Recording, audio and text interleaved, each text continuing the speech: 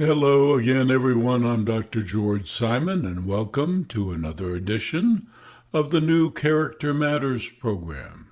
This is the program where we talk about what I consider to be the defining issue of our time, the character crisis that we've been in for some time now, and that affects every aspect of our lives, and what we can do to help turn things around. I do believe that we are at the threshold of a new age, an age in which we will come to appreciate our necessary interconnectedness and will come to appreciate, perhaps more than ever before, the role of character in helping us navigate the inevitable trials of life. We're all in this together. And everything we do has impact. And mindful awareness of that impact, how we conduct ourselves, not just how we conduct ourselves, but how we even see ourselves and how we see ourselves in relationship to everything else, largely determines how we're doing in this quest to be the lovers that we're all called to be. Love is the answer, but it is a misunderstood concept. And the reasons for this are many, not the least of which having to do with how many things seem like love, but aren't love, might accompany love from time to time, but aren't in themselves love. And that's what I've been talking about in the last few editions of the new Character Matters, and what I'd like to continue to discuss today. In large measure, growing, maturing in character is largely about developing the capacity to truly love.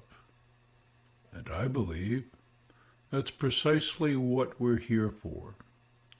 But because so many things get mistaken for love, we sometimes get trapped. Sometimes we have such an impaired sense of who we are and what we are worth that we equate affirmation, being valued, or at least seeming to be valued, with love. This could cause all kinds of problems in relationships. So, in a very real sense, growing in character is largely about growing in the capacity to love. But in order to do that, we have to fully understand what love really is and what it isn't. And that's one of the reasons for this present series of podcasts on the nature of genuine love. It's also the main reason why I wrote my most recent book, Essentials for the Journey. In a very real sense, all of the so-called 10 Commandments of Character outlined in that book are meant to help us grow in our capacity both to understand the real nature of love and to have the psychological, emotional, and spiritual wherewithal to display it as often as we can. The kind of love that not only heals relationships and not only heals oneself, but eventually can help heal this broken world. There really is a science to it. It's more than a sentiment, more than a feeling. It's more even than the capacity for things like compassion and empathy. It's more than that, way more than that. And it takes development. We used to know this. We used to understand that we human beings have a tendency, a very strong tendency, to fight the kind of process that can help us reach a higher stage of functioning. And so we devoted time and energy into helping our children and one another develop what I call, and what we all used to commonly call, character. Somehow that lost its importance. Not only that, somehow we forgot the basic elements of character formation, what it takes, what principles not only have to be learned, but fully taken to heart, embraced deeply, for us to be the kinds of people that we can be, starting with overcoming our inherent egocentricity, the way we all start out, seeing the bigger picture, heightening our awareness about our role within the big picture, being mindful of the impact that we have, starting there and progressing through all manner of things, like being grateful for all we have given and feeling some sense of obligation to give of ourselves, to give back, to help make our lives and the lives of others, and indeed the world around us, a better place. Today I'd like to focus on one particular aspect of character development and the capacity to love. And that has to do with the commitment to be mindful of and to control our impulses. We are largely a society out of control in so many areas of our lives. And it's unsustainable. We constantly look outward for the solution to this problem, knowing how poorly managed we are. Every time there's a headline about someone doing the most outrageous thing we can imagine, and then, all of a sudden, it's not so unimaginable anymore. Every time something like that happens, we begin looking outward toward what structures, rules, or other actions that we can take that will help solve the problem. When the only thing that can ever solve the problem is helping to forge a society in which folks do not need external constraints, rules, pressures, punishments. The fact is that no amount of pressure, external pressure of one type or another, can truly force people to do what only a right heart can inspire them to do naturally. This takes place in relationships too. Character-impaired parties try to manipulate one another into doing the right thing, trying to coerce, sometimes trying to browbeat, sometimes doing those things in subtle ways. It doesn't work. You can't make someone love you.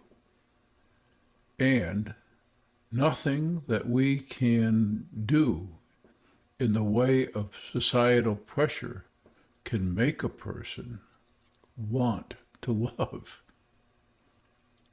It's a matter of the heart.